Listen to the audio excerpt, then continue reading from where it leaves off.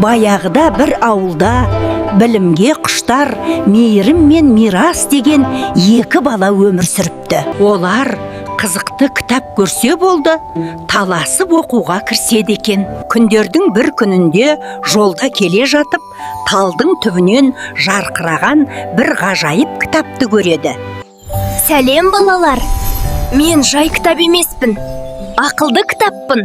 Менің бір парағымды тентек бала жыртып кетті, соны қайтарып беріңдерші. Ол қандай бала? Біз оны іздеп, жыртылған парақты тауып берейік. Сендерге кездескенім қандай жақсы болды. Ол маған Ермек деп атын жазып кетті. Біз сені іздеп табамыз, Ермек.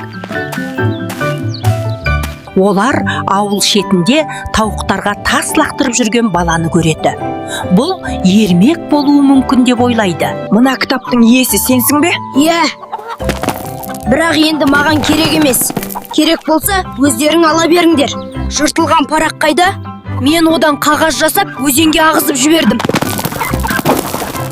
Балалар парақты іздеп бұлаққа келеді. Бұлақ, сен қағаздан жасалған қайық көрдің бе? Менің көзім дұрыс көрмей тұр. Жан-жағымды шөптен тазалап, таспен қалап беріңдерші. Балалар бұлақтың көзін ашып, оның жан-жағын тазалап, шөптерін жұлып береді. Біз тазаладық. Енді айтасың ба? Ол алма ағашына қарай ағып кетті. Алма ағаш, сен қағаздан жасалған қайық көрдің бе? Балалар, мен қатты шөлдеп тұрмын, су әкеп беріңдерші. Балалар, бұл сендерге сыйлық, ал парақты кірпі алып кетті.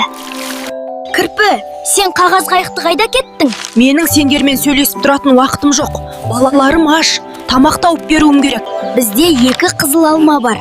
Оны сен балаларыңа апарып бер. Рахмет сендерге. Балаларым қатты қуанатын болды. Міне, бұл сендерге керек болады. Мен қағаз қайықты арқалап келе жатқанда, оны жел ұшырып алып кетті. Қара, қағазды қарлығаш алған сияқты. Жүр іздеп табайық. Қарлығаш, қағаз қайықты қайда кеттің? Мен ұя жасамақшы болып жүргенде қатты жел соқты. Қанатым жарақат алды. Біз сенің қанатыңды таңып берейік. Мен сендерге қазір қағазды тауып әкеліп беремін.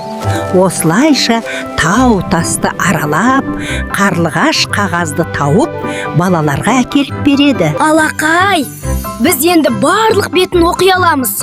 Керемет болды, кітап толық қалпына келді. Балалар, сендерге көп рахмет. Енді сендер менің парағымда не жазылғанын толық оқи аласыңдар. Біреуге жақсылық жасасаң, қайырымы болады.